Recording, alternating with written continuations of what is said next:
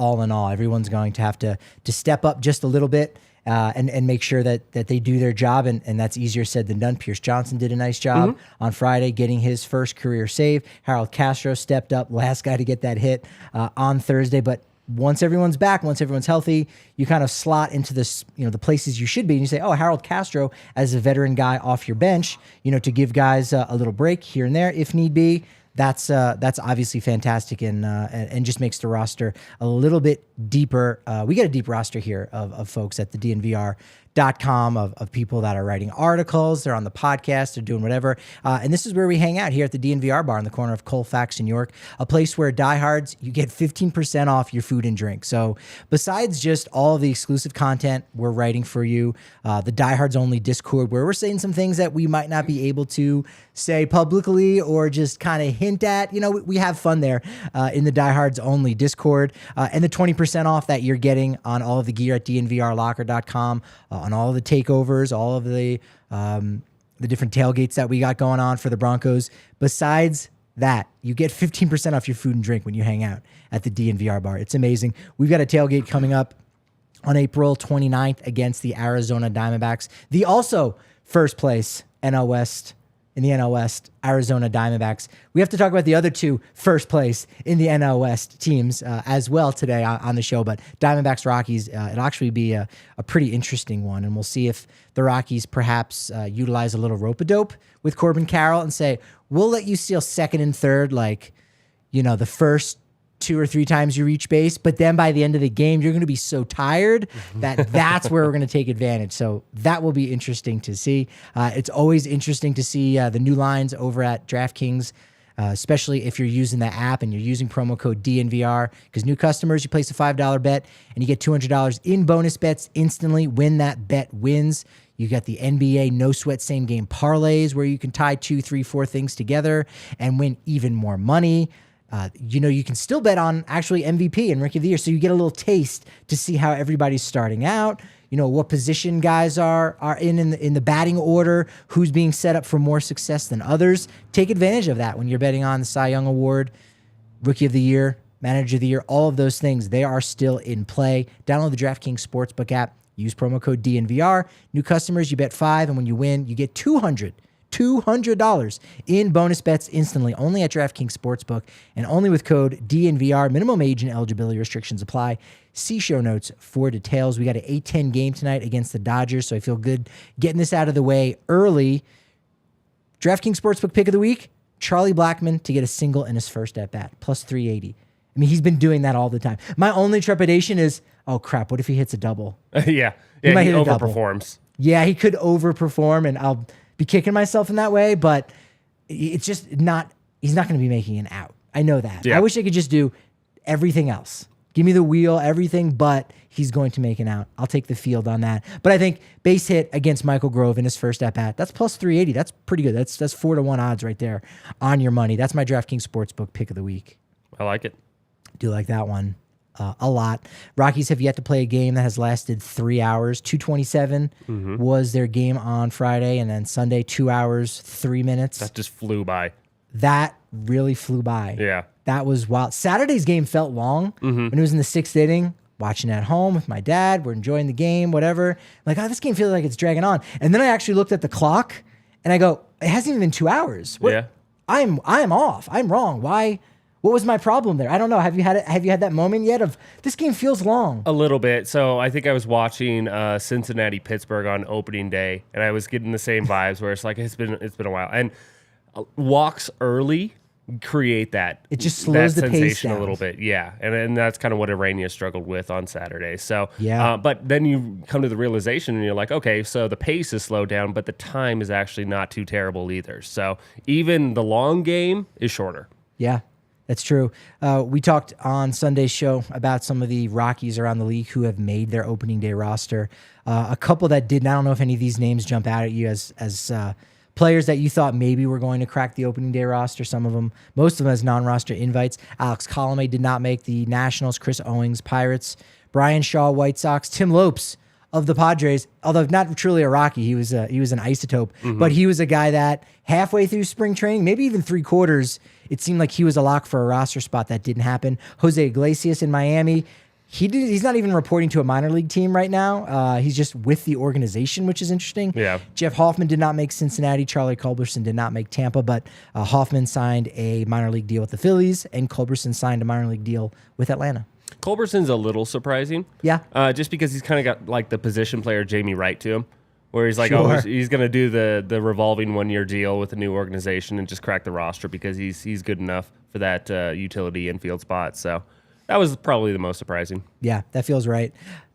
Last week, the Rockies announced a lot more of their 30th anniversary celebration. We had talked about it on the show. A lot of 30th anniversary giveaways that are really fun. There's a trucker hat. There's a baseball card set, 30th anniversary baseball card set, which is pretty neat. I think Sunday might be the 30th anniversary pennant coming up this weekend, which is a lot of fun. A 30th anniversary Todd Helton jersey, and that's the game.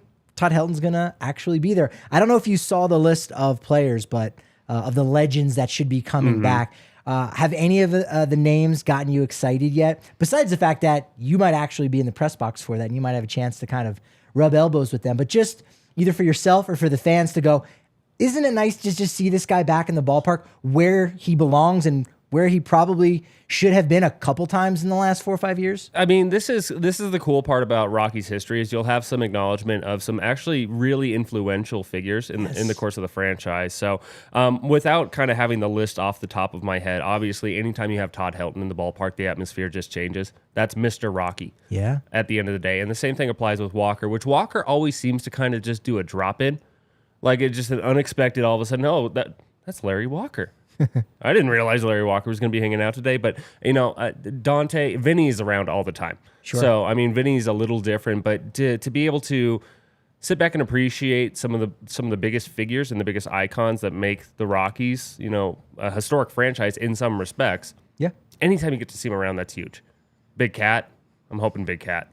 He was not on the list. I know, I'm hoping Big Cat. He doesn't even talk to his own friends. Yeah. He is interesting. It's not that he's not in the game, though. That's the thing. He's not completely sheltered because he's done quite a bit of coaching over time. So, I don't know. Maybe he'll come back. That's another one that would be cool to see back. That's a weird one where if he comes out, if you know, you're like, this is huge. And then if you don't, you're like, well, that's cool. I mean, I'm still more excited for Helton or Walker. Sure. And you're like, okay, I get that. But also, no one has seen this guy in a while, which is interesting. So, yeah, all those names will be super exciting to get back. Have you thought about who might throw out the first pitch this year? They haven't announced it. Are they going to go big with a 30th anniversary first pitch? Will it be Helton, Vinny, Clinton Hurdle? Walker will come out, or just Todd Helton. Last year it was Russell Wilson, so Deion Sanders, I guess, is in line. I honestly wouldn't be surprised if I saw Primetime go out there and throw a first pitch. No, I think it would be cool if you got Jeffy Franchise out there. Francis would be a good under the radar pick. I think the easy answer is Hilton. Again, it comes back to the Mr. Rocky side of it. And that's fine. That's still great. Yeah. That's still great. Ubaldo could go out there. I could see Ubaldo putting 87 pretty easy. He's another one of the names that's going to be back at some point. Yeah. Jason Jennings, Aaron Cook from the pitchers. I don't know if I saw Jeff Francis. Now I'm second guessing myself. I hope I did. Yeah. Now I'm thinking maybe I did see that name on the list. I didn't jot it down just now. Jorge De La Rosa's coming back. That will be really cool. Most underrated pitcher in franchise history, honestly. Very true. Yeah. Best and most underrated simultaneously, along with Steve Reed. Let's give him some love too. As far as relievers, bring him back as well. Brian Fuentes. Now I'm thinking maybe he was also on that list. The T-Rex. Yeah. And and all the Blake Street Bombers except Big Cat. So there's going to be that's the big one on September 16th that they're going to have the big 30th anniversary celebration. Not actually the final series of the year. The final series of the year would be against, of course, none other than the Minnesota Twins, as you do, as you finish up your 162-game slate against the American League Central team of the Twins. But September 16th, it'll be Bichette, Walker. Helton hasn't been announced yet, but maybe he'll also pop in. And Ellis Burks. Yeah. That's a cool When was the last one. time you saw Ellis Burks? Long time. Yeah. It was a very important figure. I mean, when you talk about the upper echelon of center fielders in Rockies history, Ellis Burks is very deep into that conversation. Yeah. Right near the top of that list. So it's one of the big guys that made the Bombers what they were. Yeah, that's just, it's so exciting for all of those players, coaches, now special assistants to be coming back just to see them at the ballpark. And I'm not going to say anybody takes it for granted because we don't see that. We might take Vinny for granted because like you said, he's around the ballpark. Ryan Spilborghs, Corey Sullivan, like those are former Rockies guys. Whenever I see that, it's still like, oh, I've got something for them, or let me ask their expertise on something, and you get that.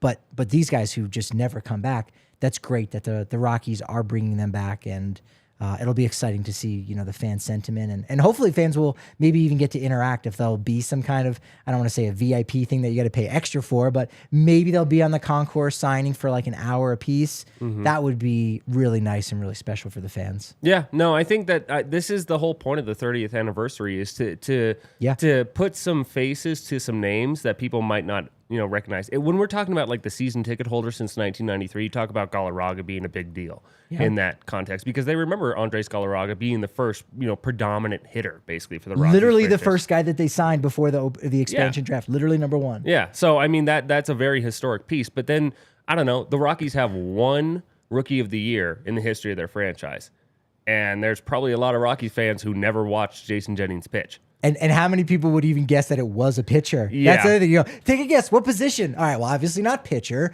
Wrong. No, it was a pitcher. Yeah. And so, like, just for the exposure that this can bring, because you know the Blake Street Bombers off the top of your head, but being able to get to see some of the other guys that are lost in the shuffle after, the big Helton and Walker years, it's cool in that respect. It's very cool. And so hopefully just a little bit of interaction or at least just the acknowledgement of their, importance and providing some context. That's what it's all about.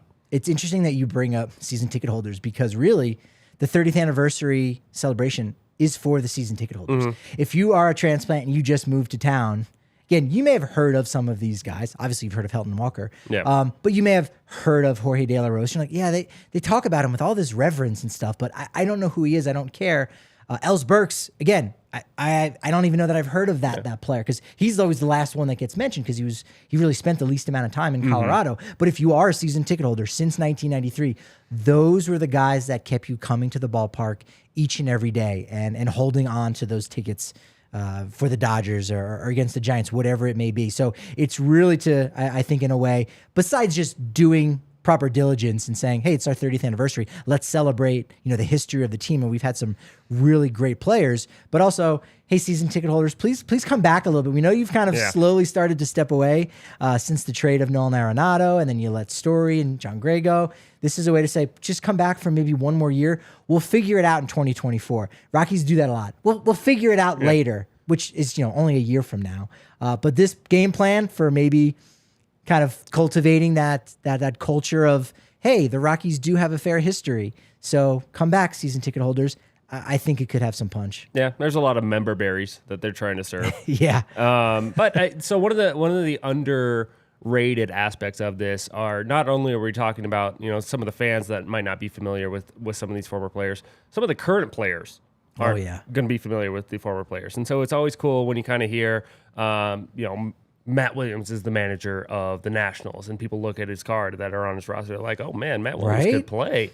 And so now you get to come out there and maybe somebody who never, Ellis Burks was long gone by the time that they started really getting appreciative of baseball. And they're like, whoa, Ellis Burks was a dude. Almost 40-40 in center field. Yeah. Yeah. And for a couple of different franchises. And so it's cool to provide that context because they're playing the same game at the end of the day. Yeah, there's been some changes and some differences to how the rules are, but these are good ball players, and to have current ball players be able to appreciate, some of the guys that came before them, that's another underrated aspect of it. But for the fan experience, a lot of member berries. And maybe it provides a little boost for some of those like middling players that are like, well, I'm never going to be Todd Helton. Okay, fine. Not many players are, but maybe I can have a really solid Hall of Very Good career like Ellis Burks, or even less than that, right? Because even being in the Hall of Very Good is very, very difficult. But to even just kind of put together a couple really good seasons and to be remembered fondly is important. And if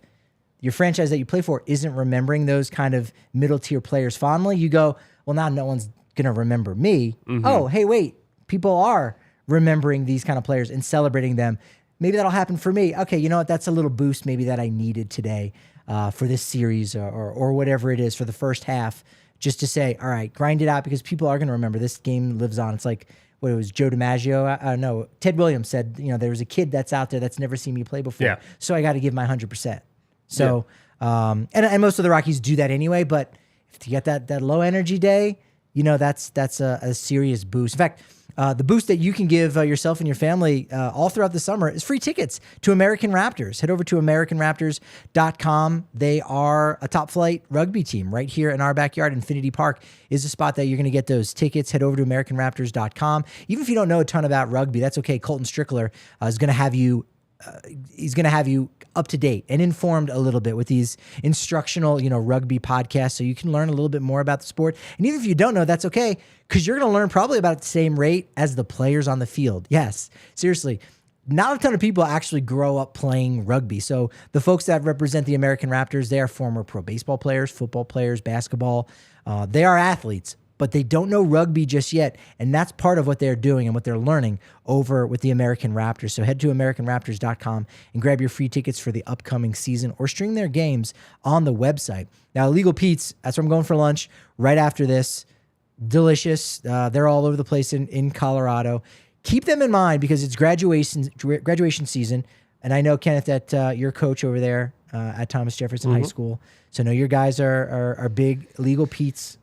If they have a good game, is there always like ice pops, orange slices, and Illegal Pete's after every game? Is that what you have going on, or not just yet? No. We actually kind of provide the donuts in game a little bit. That's more of the tradition that we have going on. But then the post game celebration, we really should be incorporating a little bit more Illegal Pete's than they do. You're not kidding with this donut thing. What? No. I can tell. What is that? Tell me how do you earn a donut mid game? No, I mean it's that morale boost. Everybody gets their energy up and going by getting that sugar fix going, especially on weekend games. Does everybody get it, or is it like you make a good play, you get a Buckeye on your helmet if you play for Ohio State? We just slap a donut on their head. No, no. It's like we bring 2 dozen. Get them up, get them rolling. That's fantastic. Well, now you need to maybe reconsider Illegal Pete's, having some of that. They do catering. They can provide a spread that leaves your family proud for the graduation celebration or the home run celebration, if you should be so lucky with your team's offense. Great ingredients, customizable options. It's a perfect way to treat all your guests to a culinary adventure they're never going to forget. Congratulations, graduates. You did it. Now you need to do it for the graduate and go to Illegal Pete's, your go-to spots for burritos, beers, and buddies, and then maybe baseball too. We'll see about that. NL West. Let's look around the division just a little bit. Juan Soto has not looked great still as a Padre. Are you concerned? And again, you're not concerned like, oh yeah, this guy's done. But are you concerned like something's going on, and he's still young enough to figure it out? And again, I'm not. It probably already sounds like I'm so far down. It's just puzzling that he hasn't clicked in just yet, even after 4 games. It's small sample size, but I'm surprised. I'm still surprised. Yeah, I think the Padres, they definitely paid the price for the superstar hitter, and he just kind of hasn't been that. I think the thing that always sticks out to me is his time in Washington, he was the man. You had Anthony Rendon, that was a good hitter, but the injuries have really kind of derailed his career. And Harper, essentially, Soto was the replacement for Harper. Right. Having the lineup centered around him in Washington in more of a lower expectation environment than what's been going on in San Diego has just seemed to change him a little bit as a hitter, a little bit of pressing. And I think maybe Petco just also isn't his yard. Yeah, maybe. That might be a feeling with it. So it's hard to put your thumb on exactly what it is with Juan Soto, but it's not quite the same Juan Soto that you saw just destroying the world with Washington. San Diego was popping off. Petco Park, they had over 174,000. It was actually the most for a 4-game series in that stadium's history. And it was for the Rockies. It's 'cause everybody wanted to see Jerks and Profar come back. And every day you had to show up and go, is he here yet? I don't know. So that's not why. But, 43,000 or something like that for each and every game. Dodgers, do we have to worry about Trace Thompson now? Man, that's just that voodoo magic that they're able to sprinkle on guys. So I think, I think it's a comfortable situation for Thompson because he had some mild success in his first stint with them. Right.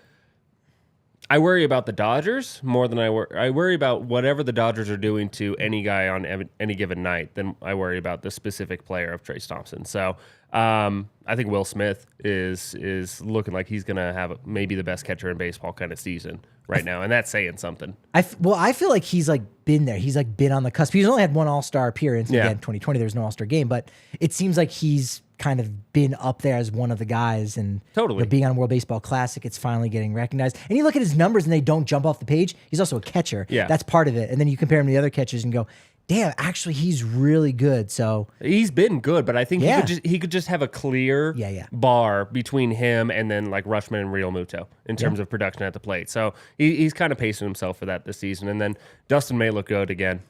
Like, Wicked. you know, that's one of the scary part about the Dodgers is they're talking about, okay, so now they need these young guys to step up. They kind of have already been doing that a little bit, with especially on the pitching side over the last few years. And May just went down with Tommy John, and now he's back. And, man, that stuff is nasty. The Dodgers are so deep, and they are so adept at utilizing analytics and really, I think, seeing the future in a way, or at least laying it out, all the different options, that every year they've got someone that goes out for Tommy John surgery, and then every year they've got somebody coming back. And so it's like they've got a 3 starting pitcher rotation where they're going to have 2 of the 3 guys that are out with Tommy John. So it never really impacts them that much. Trayce Thompson with the 3 home runs, 8 RBI. Since he came over from Detroit last year, just totally cast off. It was like cash considerations. He was acquired in a trade. 13 homers at the end of last year, 901 OPS in 74 games. I think since then, he's like 3rd in MLB in OPS with only Aaron Judge and Mike Trout better than him. Like, that's how good he's been. So we got to worry about him. I don't know if he's going to stay in that same conversation the entire time, but right now, I mean, he is scorching hot. You know, somebody that a very under the radar acquisition for the Dodgers that I think is a very savvy and good move for them, David Peralta. Sure. You spent a lot of time watching him with the Diamondbacks. That's a professional hitter, and that's somebody that I think the Dodgers can turn around and be, you know, kind of that same caliber of scary. He would have been a better and cheaper fit. Maybe not better, but a cheaper fit for the Rockies. Yeah. And he was like one of the last guys that was left out there. I thought They wanted left-handed hitters. Get a veteran, Yeah. you know, that can do that thing. Miguel Vargas has walked 8 times in 4 games. He's still not swinging the bat, apparently. Giants, they're 1-2. They had to go to New York. They had the brother-in-laws against each other, Brendan Crawford and Garrett Cole. San Francisco, Rockies do not play San Francisco until June 6th. Jeez. Thank you, balanced schedule. Yeah. That's weird. I noticed that. I'm like, you know, as the season goes on, like you just memorize different pockets of the schedule and different things. And I go, I don't know when they play the Giants. June 6th. Yeah. That's a while. Diamondbacks were outscored this weekend 20-7 against the Dodgers, yet still won 2 of those games. They walked 23 Dodgers hitters. Dodgers pitchers only walked 1 Diamondback. That is wild. I mean, that just goes to show the level of experience, I think, between the two. Diamondbacks are kind of that trendy pick right now for, you know, could challenge for a wild card spot from a lot of different people. It's a very, very young roster they're going to be leaning upon, and also a very not good Madison Bumgarner. So they're going to have some learning pains that they're going to have to go through. I think they sent him back to Arizona for some tests. I don't know if I think he might be having some kind of soreness. Yeah. That happened, I believe, on Sunday at some point. He's going on year 4 of dead arm. Yeah, a little bit. We had noticed that stolen bases are up. There have been 70 through this point in the season, double of last year. You may have seen Mike Petriello, who does a lot of writing for MLB.com, looks at all the baseball savant stuff. The Rockies are, in sprint speed, are like 24th or 25th in MLB. What's the stolen base threat aside from Tovar? Like in terms of double digit for the season? I mean, McMahon isn't necessarily a threat, but he could McMahon end and up being that Profar. guy. Like that's, you know, the stolen base side is really going to explode when Zach Veen comes, because that's one of the things that is a very special tool of his. But right now, I mean, they might be able to take advantage of the, you know, the new rules a little bit and you know, massage some more stolen bases out of it. But right now, Tovar's kind of feeling like the only big speed threat on the roster. If I gave you Zach Veen or the field, your choice, who has the most stolen bases for the Rockies this year? Would you take Zach Veen? Oh, for the Rockies? Yeah. No, I would take the field. You would? Okay. I don't think Veen will Tovar. be up long enough. Okay. Where do you think he'll be in the top 5 or top 10? I could see him being 4th. Wow. All right. So 3 guys are going to have more stolen bases than Zach Veen. Dude, so if he comes up and he plays for a month and a half. We don't know. You're right. Plays for a month and a half and swipes 8 bags, that could put him immediately in the top 2. But that feels like the worst case scenario, doesn't it? It does. Like he'll be up sooner than that. I don't know. I mean, there's a lot that he has to prove right now in AA. There's a reason why he's repeating that level, even though he had a strong AFL. So you need to allow him the time. You can't rush Veen in there. So hey, maybe it does all click and we see him, in July. But I think the safer bet right now is kind of wait until August, maybe into September. We're gonna see him this year, barring injury. But he has to kind of show that he has nothing left to prove in AA. And make his way up. Kind of similar to how Tolia was last year. I think that's a similar trajectory that he could be on this year. As you say, Veen's going to start with AA. So will Drew Romo, Warming, Bernabel. The Hartford Yargoats roster did come out this morning. Julio Carreras, Hunter Goodman, Grant Levine, the pitchers, lefty, Joe Rock, Chris McMahon, and Case Williams kind of headlining that group in AA. For anyone that is really a hardcore and looking at these prospects, you might look at the top 30 and there's guys in the 20s that you can look at and still say, I think this guy is a little bit better than the credit, some of the prospect prognosticators are giving them. Is there anybody that's, 20 beyond that or just a guy that could make something of himself? Like, again, Blair Calvo is a player who's yet to debut for the Rockies, but he's on the 40-man roster. Had a really good 2021 with Hartford, had a really solid 2022 with the Albuquerque Isotopes. And so you go, hey, maybe you've got something. You might not have the next Justin Lawrence, but you may have something there. Is there anybody whose name in the middle half or the middle third of the roster for the Hartford Yargoats that you go, keep an eye on this guy because he could make some noise. He could make a 40-man roster down the line. We could see him debut, if not at the end of this year, at some point in 2024 or 2025. Yeah.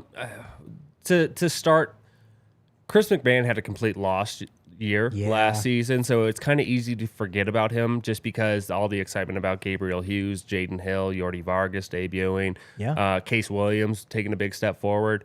McMahon's back.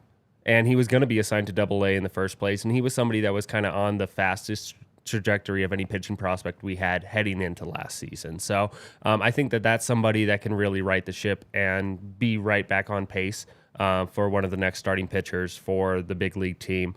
I think a very under the radar one because we look, Hunter Goodman, he mashed. He was great. It's going to be interesting to see what they do with him defensively because there's catching, there's first base. You also have Drew Romo and Grant Levine in those positions right now. Outfield is a little bit thinner when it talks about Hartford. So I think Hunter Goodman is going to get a lot of time in the outfield. But somebody that's kind of cut from the same cloth is Colin Simpson. Colin Simpson mashed last year for Spokane, and he was a bit of a folk hero for that team. He didn't quite get the notoriety that Hunter Goodman does, and Hunter Goodman deserves it because he's the all-time leader, I believe, in Louisville history in home runs. So the dude's accomplished. But Colin Simpson is somebody that could hit his way into a big league job at some point. So he's a good kind of under-the-radar pick to watch. Yeah, Simpson, he may have even been MVP. If not, he definitely was an all-star in 2019, last year of the Grand Junction Rockies, their short season. So he's long been just one of those guys that, is a middle round draft pick, kind of not highly touted. Look, you can get a lot of value in the 4th, 5th, 6th round, all of that, but those guys just don't come with that same hype. He was the 29th round. Yeah.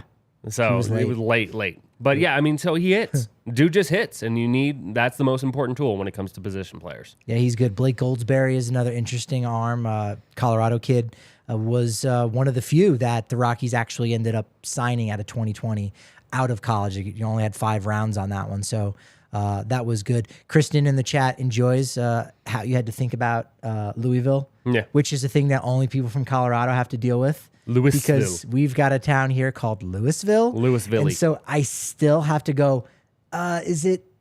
Yeah, okay. So yes, the University of Louisville or the University of Memphis, where Hunter Goodman was from. Is Drew Romo still in Connecticut? Yes, Logan, he is. He will be starting the year there in Hartford. It was good to see that they didn't make him kind of repeat high A. No. It wasn't his fault so much. And again, it's the defense that's the thing for catchers. Whatever you get offensively is great, but defensively is where it needs to be. And you want Romo to be with the same class of starting pitchers as well. Yeah, I mean, he showed he didn't have a ton to prove, especially with the first half in high A. You have to look and cut that season in half because there was fully healthy Drew Romo and then there was broken hand Drew Romo. Oh, yeah. And so he was really relegated to just DH responsibilities. But that also goes to show just how much faith and how much he's already proven defensively that you're not worried about being able to put him up in Double A. He'll be fine. It's just a question of, is the bat there? And what you saw in the first half of last season with Spokane showed, yeah, the bat's still there. So I think it's a good promotion. I think it's a healthy promotion. And I think as long as he's healthy, he'll continue to keep on moving forward. I think the comparisons between Romo and Crone are kind of apt. And so, all right, Crone got off to his hot start. Had the hand injury, wasn't himself in the second half. You hope the same is going to be true for Drew Romo. And we still have to wait until Thursday. That was such a tease that AAA got started. Nolan Jones looked great. 3 home runs through the first 3 games. Had 2 home runs on opening night, as they call it there, on Friday night. First time I think anyone had ever homered for the Isotopes in the month of March. That was the earliest because minor leagues don't start in March, except this year they do. And that's fine. That's good. Yeah. I'm okay with that. Yeah, they have just a bit longer of a schedule than every other full season affiliate. So the way I described it in my recent column was it was a soft open for the minor league season because basically just AAA got started a week before everybody else. And now they're also going to roll out 3-game series for AA, High A, and Low A. That Brenton Doyle home run, oof, that ball was smashed. But 6 different Isotopes hitters ended up going deep. Aaron Schunk made his AAA debut. Nice. He's somebody that's been kind of a favorite. He's a sleeper for the organization. So seeing him get promoted to AAA, he's kind of put himself on that cusp of being a big leaguer here and one of those depth pieces. So took 2 out of 3 from Round Rock. The starting pitching, it wasn't the best, performances from Davis and Kaufman, but the hitting showed very well, especially for some important younger players like Jones, Brenton Doyle, Schunk. There were some good showings and some good early signs from the Isotopes. Pierre Lambert, just okay. Yeah. But again, he's Lambert, just Davis, and Kaufman. Sure. That was a lot of just okays with it. Chris Well had, a pretty strong outing out of the bullpen. So some good signs. But I think it signifies the strength of the minor league system where a lot of it is position player heavy. And I think the Isotopes kind of showed that. Schunk is not a shortstop. I don't think he's played at all. But he's a second and third base guy, whereas Coco Montez is second, third, and also has shortstop in the bag. So that probably gives him an edge. But as you said, talking about organizational darlings, Schunk is more of a darling than Coco Montez, even though Coco Montez has put up the results and the numbers a little bit more so. Do you think Schunk would get the opportunity? Let's say we're going to go August 1st. Someone goes down. They need one of those utility infielder types. Do you think Schunk will overpass Coco Montez? It wouldn't surprise me, especially because they're on equal footing of not being 40-man guys. Right. I think it really comes down to specifically shortstop being a problem. If you are down Tovar and Trejo, you kind of have to go Montez. Yeah. I mean, or there's Harold Castro at shortstop, but we don't need to go there. We don't. So, yeah, if it's a specific need at shortstop, I think, yes, Montez has to get the nod. If it's, all things equal and we're just looking for that second base, third base, backup Trejo, probably Schunk. But it depends on how they're performing, too. Do you like this rollout of the minor leagues where it's kind of staggered with AAA and then you get the minors? Or do you think it can still be improved more? I think now with Major League Baseball taking over minor league baseball and having full control over it, they can do a better job of packaging that minor league product and say, in future seasons, hopefully, Thursday is an opening night for the minor leagues. None of the major league teams are playing. Or maybe you have one marquee game, something like that. Maybe it's a day game. You figure it out, but you put the minor leagues in more of a spotlight. Or is it just that it's too early in the season to really afford to kind of have Major League Baseball fans look away just a little bit? I think they're doing better at promoting the minor league product. When you look at MLB TV and including MILB TV this year, and they're doing a better job of being able to promote it. I think it's just slightly scattered on the opening with AAA beginning, and then also a bit of an array of starting dates between the next 3 levels. Yeah. They're keeping the same schedule, though, and there's not nearly the same gap from camp ending, big league season starting, to minor league season starting. So they've really condensed that period. So I think they're doing a pretty good job. Yeah, there can be some polishing that comes into it, but overall, I think they're on a much better pace of getting MILB out there for the baseball fan. Kenneth, you're doing a wonderful job, and you need minimal polish as well. It's just the fastball, the command. It's just the location a little bit. I'll let folks know where they can check you out, and I know Monday's your day for dropping some articles. So let folks know what that's about. Yep. So Monday, Rock Piles and also Pebble Report just had it published. Kind of just some big takeaways from the opening series, and then also have the coverage of the isotopes. So that's over at Purple Row. You can find me there every Monday. I'm also doing the Rocky Mountain Rooftop podcast with Evan Lang, Skylar Timmons, and Mario DeGens.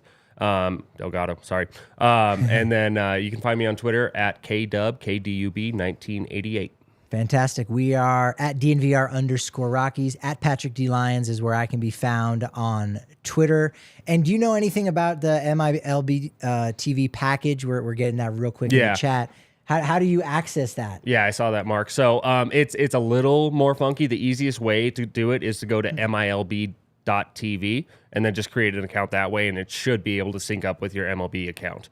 So that way you can just kind of plug it in from there. But they'll always have the promotion when you're on the platform on, smart TV or whatever it is. Might just be that big game of the week, but it should sync up once you create an MILB.TV account. Kenneth Weber, the IT guy. That's it. Thank you. Trying. Appreciate that. Appreciate you all doing this and joining us. We built some momentum for the week, but unfortunately, as we say in baseball and podcasting, momentum, it's only as good as your next show. So we will talk to you tomorrow at 11 a.m. on the DNVR Sports channel here on YouTube.